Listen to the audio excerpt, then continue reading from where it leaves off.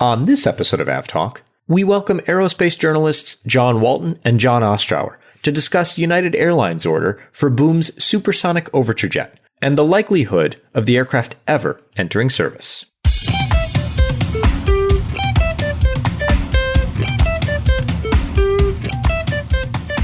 Hello and welcome to episode 115 of AvTalk. I am Ian Petchnick, here as always with Jason Rabinowitz, and we have a special episode, not just with one special guest, but with two special guests, both named John, but spelled differently. So that's how we tell them apart. Although in audio format, that's going to be tricky. Well, luckily, they have different accents. Joining us this episode are John Ostrower, the editor-in-chief of the Air Current, the kind of preeminent industry publication as it has become. And also joining us is aerospace journalist extraordinaire, John Walton. Welcome, Johns. Thank you. I feel like we're about to be booked. That's a different podcast. Yeah. So you gentlemen have graciously agreed to join us to pick apart and help us understand what the big news was last week. So to kind of catch everything up, and we'll give the headline view without any editorializing the first time through. United Airlines placed an order, asterisk, for a supersonic aircraft, asterisk, produced by Boom Supersonic that will operate hopefully sometime in the middle of 2020 or carry passengers by 2029. And the airline and the airframer will work together to accelerate the production of greater supplies of sustainable aviation fuel because the aircraft is designed to be powered completely by sustainable aviation fuel. If up on the asterisk halfway through that, right? Yeah, Gave so up on the asterisk. A bit of those qualifications. Before United actually takes any of these aircraft, it has to meet three key points. United wants it to meet its, I'm quoting here, demanding safety requirements. The second point is it must also meet United's operational requirements. And the last is that it must meet United's sustainability requirements. We don't know what exactly those requirements are across the board, but they exist in some fashion known between Boom and United. I'm guessing it's pretty loosely defined at this point. But those are some pretty big ifs. I mean, I kind of called it a catch-all Federal Aviation Administration certification because I feel like from a safety perspective, obviously that's governed by the FAA. From a sustainability perspective, the ability to use sustainable aviation fuels is going to require, certification and qualification for the propulsion system.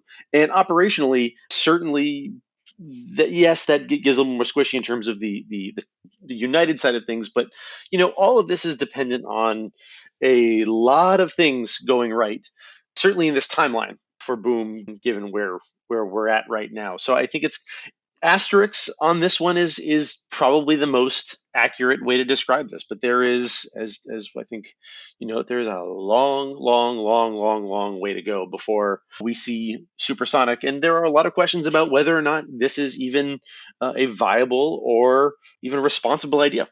So let me just take a really quick poll on a scale of Fire Festival of Airplanes to venerable aviation technology that will absolutely be in service.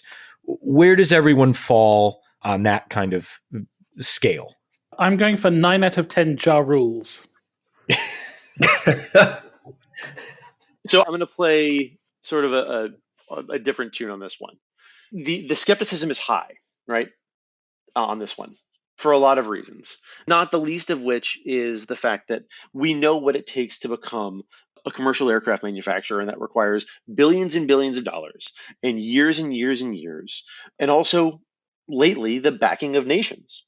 And so from a private venture perspective, the odds are long on this one. I would just say on the second half of that is they're out doing it. And I say doing it from the perspective of this established a company. They've designed a demonstrator for XB1, and they're in the market putting themselves forward to offer this. None of that is to say that immediately grants blanket credibility, the reality of technology, the reality of industrialization.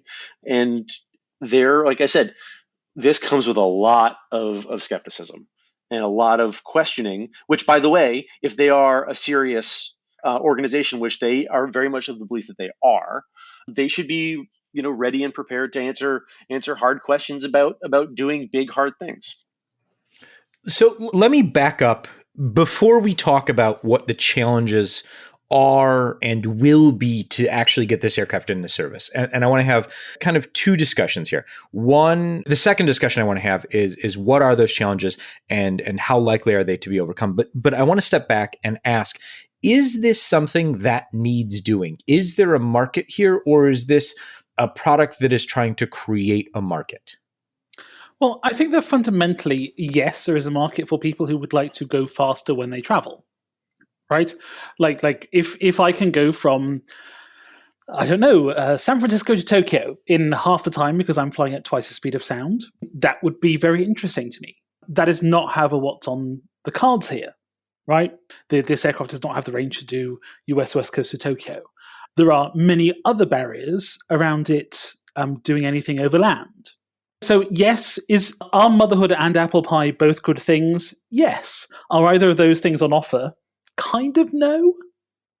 I think there was once a much greater market for supersonic travel, but that market, while it still exists, is much diminished these days. Business class and to a lesser extent, first class products have much more prevalence. They are much more comfortable. They are much better than they were when supersonic travel was last with us in the era of the Concorde. These days, I think most people will still prefer a full night's rest in a great full flat pod with a TV screen and Wi-Fi, as opposed to what's probably going to be a rather cramped seat on a small supersonic aircraft when they've become accustomed to so many amenities over the years. There still will be demand, but I don't think it will be anything like what we saw back in the day with the Concorde. The irony of supersonic operations is you can't get around geography and time zones. I mean, it's like it doesn't like it's still those things still exist. So you have to work within that. So like I for the reporting around the article that I wrote last week for the Air Current on this one, really focused in on not just sort of where boom is right now, but also what are the realities? What did British Airways and Air France go through to fly the Concorde across the Atlantic? And it was really, really interesting.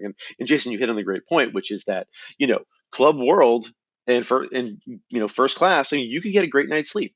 And what actually, interestingly enough, the way Concorde worked was that there was about a 20 percentage point difference in load factor coming back to Europe on the Concorde than there was going to New York. And a lot of that was because you'd leave in the morning and you'd land about an hour before you left in New York. You have a full day's worth of work. And the return flight on Concorde to do it all in one day left about 1:45 p.m. and you'd get back to London about 10:30 at night, roughly. And then you'd theoretically go to your home and you'd sleep and be back at truncated night sleep, but you'd be back at your desk the next morning. Well, what BA found was that a lot of very premium passengers would prefer to fly first class or business class on the way back to Europe, because they would you have a much longer day. You didn't want to end your day at like 11:30 in the morning to get to leave for the airport in New York traffic, and then you'd get back to Europe effectively the next late at night. But now you'd go way subsonic, and you're like, hey, I'm actually going to get a good night's sleep, and I'll be back at my desk at a normal, reasonable hour the next morning. So you kind of can't get around time zones here. I mean, and so the Concorde utilization was actually pretty lazy, principally because of the time zone constraints. So the market is definitely challenged. But I think you hit a great point here, which is that, okay, if I'm flying, is there a market for a passenger flying from Denver to London supersonic? Well, number one, you can't do it over land. But if you say, I'm going to fly Denver to Newark or JFK and connect to a supersonic flight to London to save time, the amount of time that you have with the layover actually totally diminishes any benefit really that you would have from the supersonic leg. So essentially, is a 787 or an A350 from Denver or Los Angeles or wherever ends up being faster than supersonic. So, the irony is that what did Boeing do when they looked at, low, high speed operations back in the early 2000s? Well, they said, well, how about we just do a long range aircraft that can fly point to point and save yourself the hub? So, this is a product from a market perspective that relies on the same megacity idea that Airbus was counting on for the A380. But and that worked again, out more very limited geography. well. Right. Except also that the land is lava, right? Yes. You can't fly over the land supersonically. So what you end up doing is either you do something like, well, okay, from Chicago to the east coast of the US, you end up flying sort of subsonic over Chicago, and then you sort of step on the gas as you get over the water, which is fine maybe for Chicago, but actually then you start going, well, actually, exactly how much time am I saving and spending how much more on it?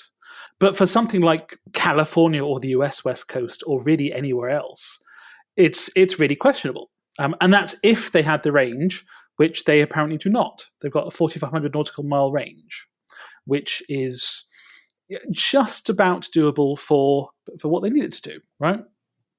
Yeah, I mean, so the initial idea that the boom aircraft would be able to do 500 routes seems, if not insanely ambitious, just plain It's not possible.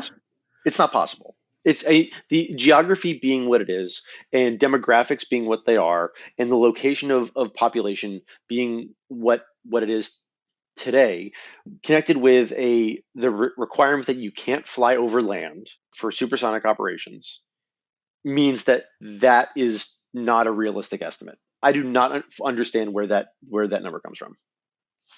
And so, kind of keeping with is this something people want, and is there a market for it? I mean, the market shrinks dramatically from the top line number that they kind of came up with. And so, setting that aside and looking at some of the possible routes and setting all of the land on Earth aside, because you can't fly no government up until this point, and probably not ever, is going to say, sure, you can fly, all you want over land, and sonic booms don't matter. I mean, that shrinks the market for this aircraft incredibly small. And so where does Boom see this fitting in alongside? I mean, other than just saying we can get you there faster, I don't see this is why we're doing this. I think, do people want to go faster? Yes. Do people, I'm going to be uncharitable here, but do people want better food in economy class? Also, yes.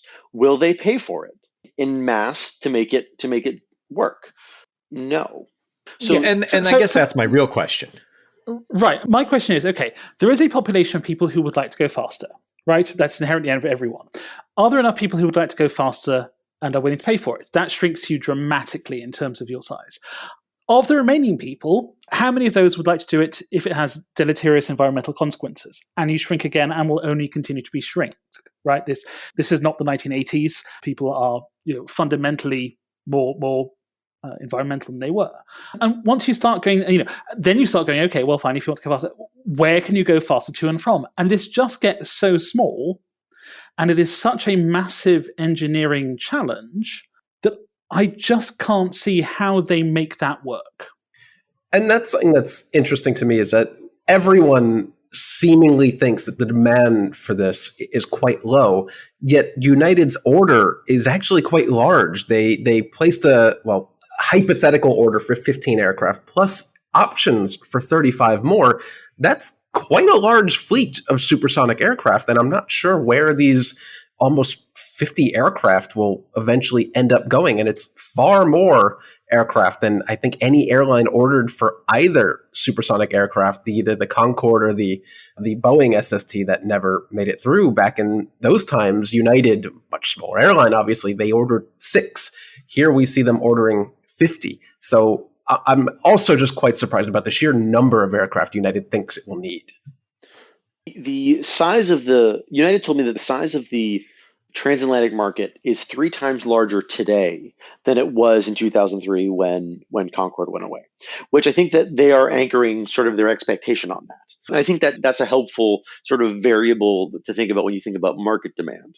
The question then becomes, number one, who's booking the ticket? Are corporate travel managers going to go for speed and be willing to do that relative to, again, what you said, a push in terms of ESG responsibilities at companies that is certainly growing relative to climate change and other social priorities.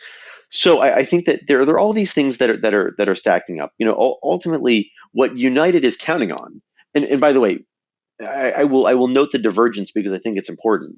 Boom has talked about, and let's set aside a second generation, third generation boom aircraft for a second, because I think that's not reasonably part of the conversation at this point, at least certainly not realistically relative to the first part of the question, which there are still lots of questions about.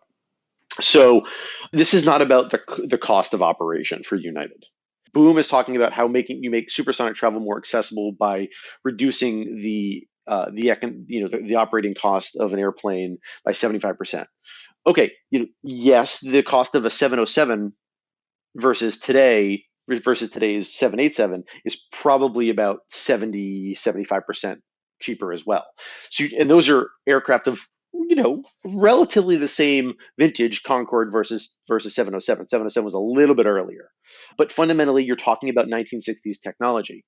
So relative to that, if you have an aircraft that scales along the curve, which I believe Boom thinks it can achieve, or at least I believe that it's marketing at this point, that is fundamentally different from the idea that United is coming at this, which is this is not about CASM, which is the cost of per seat to operate the airplane. This is about RASM, the revenue you can get for actually operating this aircraft, and they want to get paid for it.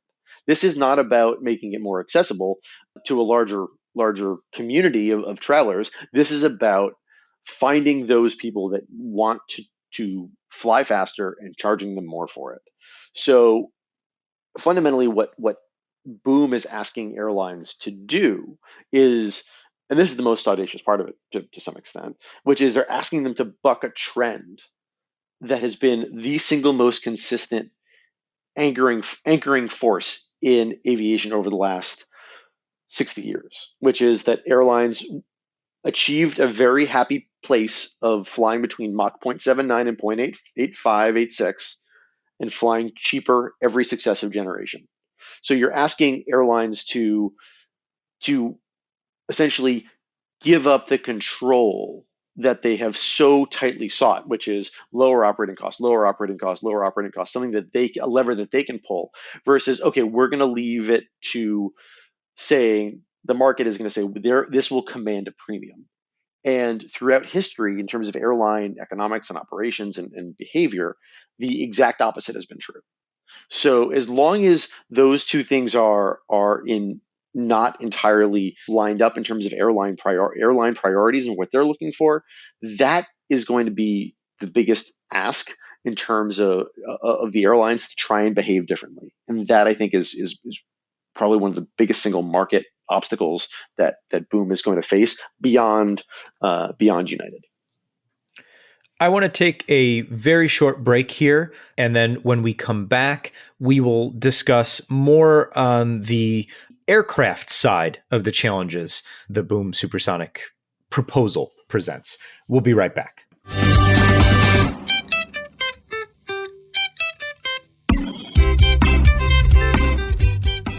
Welcome back. Let us now dive into the challenges that less the market faces and more that Boom faces in actually developing an aircraft. And John, I want to start this conversation with a quote that you got from Mike Leskinen, who's United Airlines head of corporate development. And his quote is, "It is a real aircraft that we are pursuing," end quote. And I feel like this is one of those things where, if you have to say that, it makes me think maybe it's not a real aircraft that they're pursuing. The airplane business requires a lot of credibility. And to earn that credibility, it cannot be done alone. And so, in a very real way, United is putting its credibility as a premier selector and evaluator of commercial aircraft. They're like one of fewer than 10 airlines in the world who have the capability to really genuinely do that. They're putting that stamp on United with some very important caveats.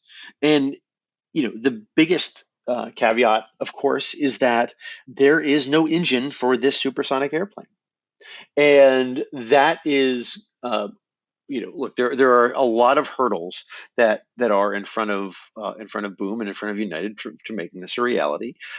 The economic one and technical one run straight through being able to get this airplane off the ground. The first part is, what's the old saying? No bucks, no Buck Rogers, right? You need money to do it. And then if you don't have a propulsion system to do it, you're really not going anywhere. So the challenge of getting this aircraft firm and a firm configuration, which Boom says they expect to have by the end of this year, is going to run through what they're ultimately going to power the aircraft with.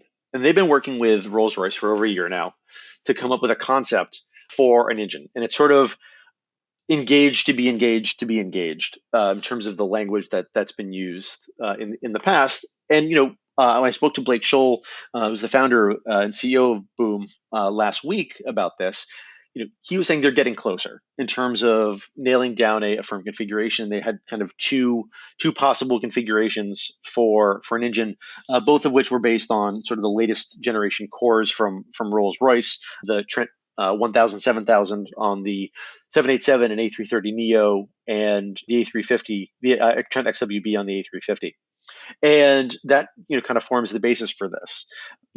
The reality is that Rolls has also been in a really rough place because of the pandemic. And so they have to choose very carefully about where they put their resources for the future. They had briefly put their UltraFan geared large turbofan, the next generation turbofan, on hold as part of the pandemic. They're sort of coming out of that on the other side of that now. They have reliability issues that they've had to deal with very acutely on the 787 in the last several years predating the pandemic. And so they themselves, as an aircraft manufacturer, need to establish whether or not they want to focus on their limited resources, which have been heavily constrained by the pandemic and a huge drop in wide body flying, on which, again, their business model is based on flight hours, and the flight hours have evaporated. So it's forced a major transformation in the company. So we shall see if this ends up producing an engine. But again, without an engine, Boom and any supersonic entrant is not going anywhere. It does not indeed go boom. And I think that's from, like you mentioned, that neither of those engines has exactly covered itself in glory in terms of reliability. And I hate to be the one person who makes the AvTalk podcast mention Norwegian again, but the Norwegian 787 problems. I mean, some of that was Boeing, but also some of that was not Boeing, right? And I mean, fundamentally, as I say, there are people who I talk to about this stuff, and there's a level of people who are not aviation enthusiasts or industry people. And I say, there is no engine to this. And that's all you need to know until there is an engine to this. And it is so fundamental that every aircraft has a launch engine when it is launched and sold, that so much of the hype around this, without any sort of actual information about an engine apart from, oh yeah, we might buy one from Derby, just feels so out of left field that the entire thing just gets called into question. Yeah, I also want to call into question the timeline. Now, United has said they expect entry into service by 2029, which seems extremely accelerated to me, seeing as they don't even have the plans to develop an engine to install on this aircraft. And I'm comparing that to other recent aircraft, like the 777X was launched in November 2013, and it still isn't in operation with any airline. It's still in flight testing. That is a conventional aircraft with a conventional engine, and here we have a brand new airframer making a supersonic aircraft with a supersonic engine that doesn't exist yet, and they're somehow going to do it by the end of the decade. It is John, I guess either John, is that at all within the realm of possibility in your opinion? I mean, if you throw enough money at a problem these days, you can probably solve it. Do they have that level of money? Not that I can see. Unless this United deal is 4 or 5 or 6 or maybe 10 times the size of United, the entire outfit, I just don't see how they can apply that amount of money, which would solve some of these problems, to their overall level of blocker here. I think one of the things to consider here, I think, is also the role that other airlines are going to play here with respect to roles. And I actually heard from one airline person last week who works with the engine makers a lot, and who said that, look, the roles hasn't fully fixed all of the entry into service reliability issues with the 1000, 7000, and XWB. And as long as that is the case, the established airlines, by the way, which make up Rolls' bread and butter, are going to potentially protest the use of resources on a supersonic derivative engine. That's going to create additional, fingers on the scale in the opposite direction. But in terms of the timeline, I mean, okay, let's 777X is a good example of this, but that obviously was mired in a few other important elements in terms of the pandemic, in terms of wide body demand, and so on and so forth. Let's take Bombardier. I think that's a really good sort of template here, and I just kept coming back, and I heard it from several people, both airline side and on the operational side and lessor side, who said, okay, it took Bombardier 8 years from the point of launch to entry into service for 110 seat subsonic single aisle airplane, and it effectively destroyed Bombardier commercial aircraft in the process. Bombardier commercial aircraft is not a thing anymore.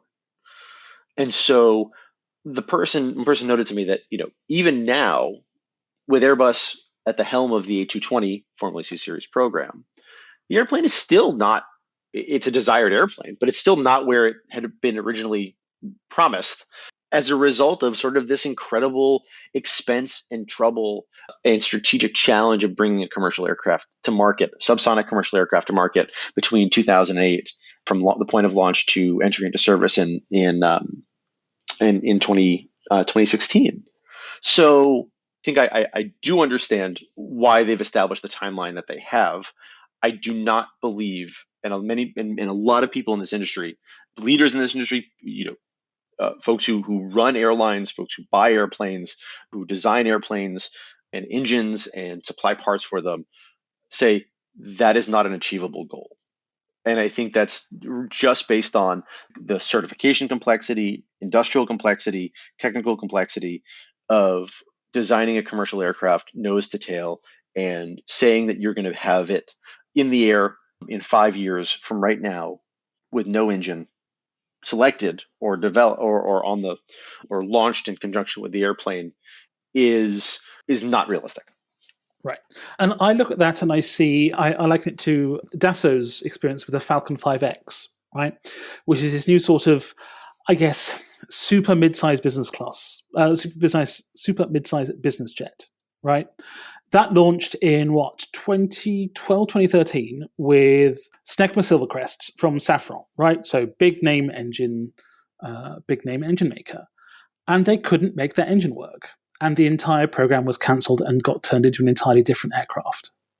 That is an established airframer, established engine, known engine. And if the engine doesn't work out, they have to cancel the entire plane. That's the level of risk that even they couldn't manage adequately. And I don't see anything that leads me to believe that Boom has adequately managed that risk at this point. And sticking kind of with a financial aspect of it, let's discuss for just a brief moment, kind of I don't know if they were competitors, but another a new supersonic entrant, which was Ariane, which just, at the end of the month, last month, said, we're done. We don't have the money we need.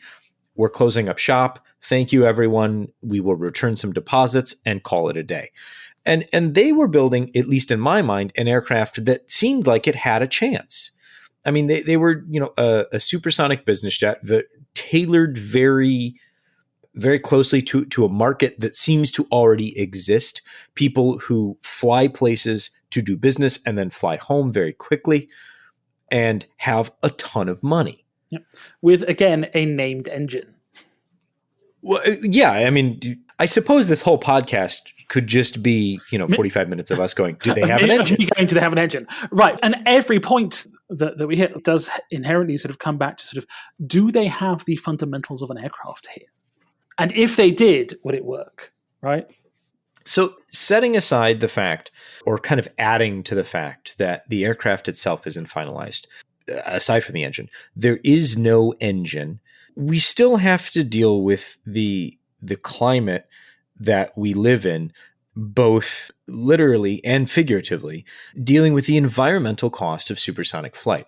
I mean, it's one thing to say, well, we're going to power all of the flights of this aircraft on sustainable aviation fuel. I have some issues with the term of sustainable aviation fuel, but we'll leave that for a different episode. But setting aside we want to do that, it's just simply not possible to do that. I can't remember exactly whose study. I think it was either the MIT study or someone referencing some work that MIT. Yeah, that would be Dan Rutherford on Twitter. Yeah, from the ICCT, the Council on Clean Transportation. But basically, if they wanted to launch this, it would take 100% of the sustainable aviation fuel feedstock to power this one aircraft. Yeah, and that study said that SSTs will be heavy and carbon intensive and up to 10 times subsonic air travel at Mach 2.2, which oddly, Boom is not pegging as their top speed anymore, their cruising speed. I think it was Mach 1.8 now, so that came down a little bit.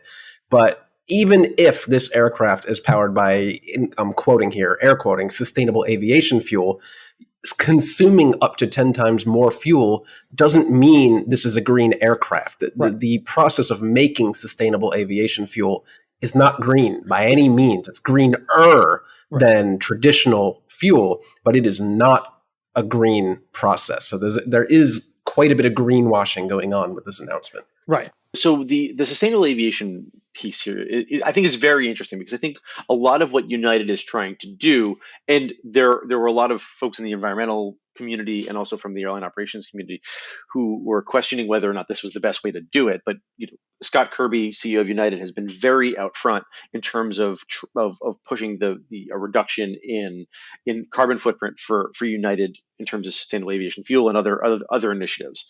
The reality is this aircraft will consume more fuel, sustainable or otherwise. It has to, right? That's physics, right?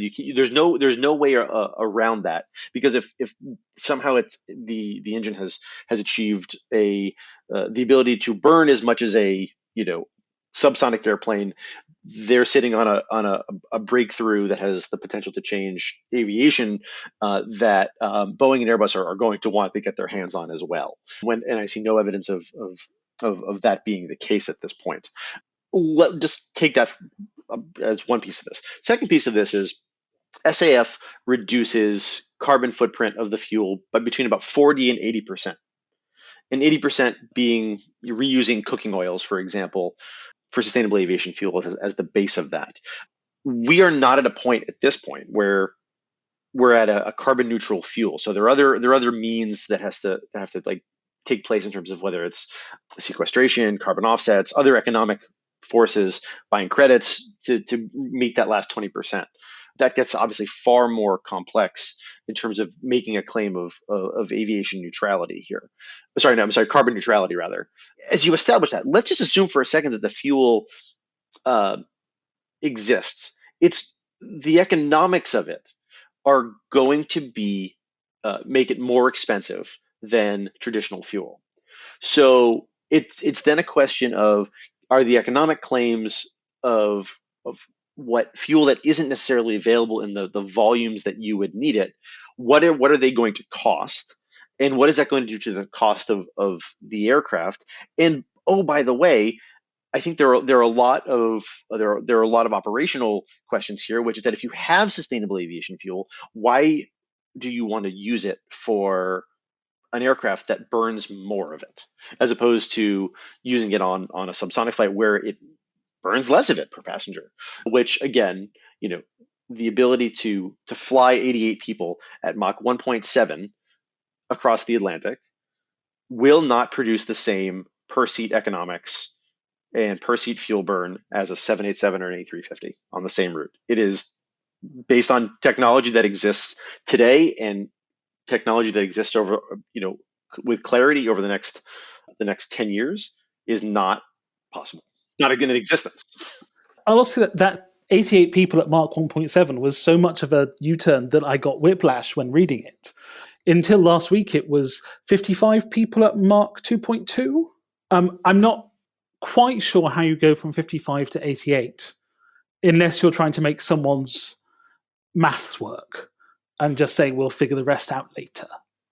To Boom's credit, actually, I think the one thing, look, we've spent a lot of time talking about reasons why this probably will not work environmentally, economically, market-wise, so on and so forth. I think one thing that they actually do deserve some credit for in this particular case is actually refining a design and the iterative process of taking what you initially thought as your expectation for your aircraft and actually beginning to look at realistically the forces that you're constrained by: noise, fuel consumption, economics, airline need, market need, all of that, aircraft sizing, engine sizing, all of these different things, and beginning to come up with a concept that gets closer to something that airlines believe, United believes might work if all of the other pieces come together. So I think that's part of the natural aircraft development process. I think that needs to be have some recognition of that here. However, there are other questions around that in terms of the operational side of it and the economic side of it. One does not answer for the other, but I think as we get closer to what Boom is considering a firm configuration here, assuming there's an engine, assuming they're all these pieces together, this type of refinement is going to be important. And actually, it's actually really interesting. 1.7 versus Mach 2.0, because I think 2.2, let's just set that off the side for a sec because, pick a number. But if you're talking about versus Concorde, across the Atlantic, it's actually pretty darn close because the amount of time you're spending at high-speed cruise, long-range high-speed cruise, really doesn't save you that much time relative to what you would have to do technically in terms of the sizing of the engine for noise requirements to number one, be a good neighbor in theory and burn less fuel while also having a speed that you can actually get paid for. Yeah, I've got to say though that I'm somewhat sympathetic to the refining the design thing, but I just can't see it as anything more than a paper airplane if suddenly the capacity jumps by 40% and the speed drops by, 15 to 25%? That doesn't seem like refining, and it certainly doesn't seem like the refining that I would expect to be doing 8 years before this is supposed to go into commercial service. That's the kind of thing that I would have expected, Boeing to be doing 5 years ago about the NMA versus the FSA, right? What size plane do we want and how far does it need to fly? It's so fundamentally basic a set of questions that it just calls the whole thing into real question for me. I think there's a question that I think we're gonna have to watch for, which is that if Boom wants to achieve the credibility that it is seeking, the goalposts have to stay in place. And I think that speaks to your point here, which is that if every single time we move forward, it reminds me somewhat of Virgin Galactic. We're going to fly next year. We're going to fly Richard Branson into space next year, and next year, and next year, and that's been like a decade of that. And now, like London Buses 2 are coming along all at once. Yeah, no, right, and so there's a lot of that, and I think I want to just connect two pieces here. We talked about the engine, and we talked about this sort of achieving of big visible commercial milestones, in this particular case, United lending their name to this. One of the reasons Aerion needed so much money to develop a supersonic business jet was because the arrangement it had with GE was that the engine that they were providing had to have been paid for by Aerion as they went along. So it was a pay-as-you-go contract. In typical terms with Boeing and Airbus, a Pratt Whitney, a GE, a Rolls-Royce will put out the cash themselves to be on a program and develop an engine as you go, and then for the payoff later. The amount of risk here associated with a new entrant effectively says, well, pay me and I'll do it for you. And so GE was getting paid as they went through the development, and the money dried up and GE stopped. So it's going to require a different investment from Boom. Let's put it this way. Let's just say it directly. They're going to need more money sooner.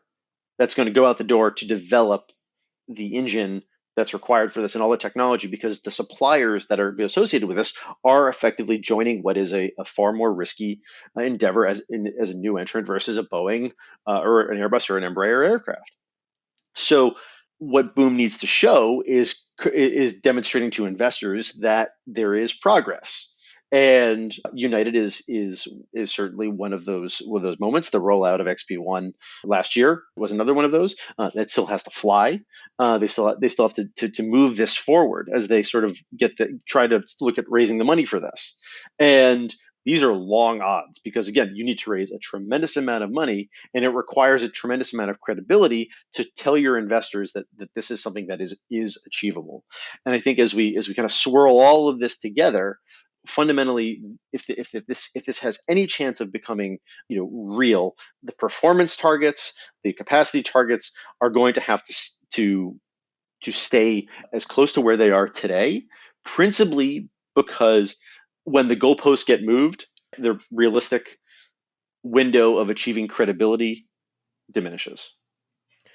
John Ostrower, will this aircraft ever fly passengers for an airline? Everything says that the odds are long, and I'm not going to sit here and say zero, but I will say it's a very, very low chance. And something I will also say, I hope I'm wrong. I really do. I think it would be great to see an aircraft that achieves the economics, the performance, the environmental profile that Boom is claiming. The problem is that there are so many questions around the way the world is and what technology is today, what airlines are seeking, and the realities of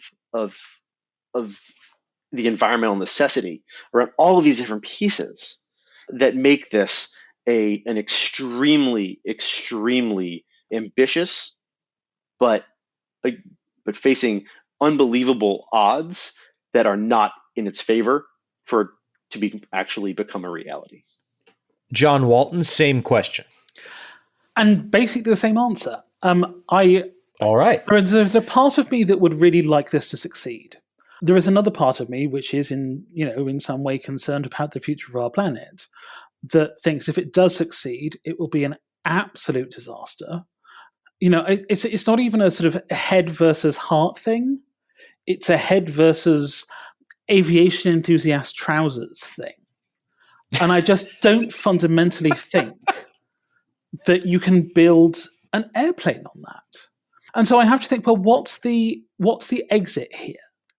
Is the exit to create some sort of technology demonstrator which is then sold off? Possibly.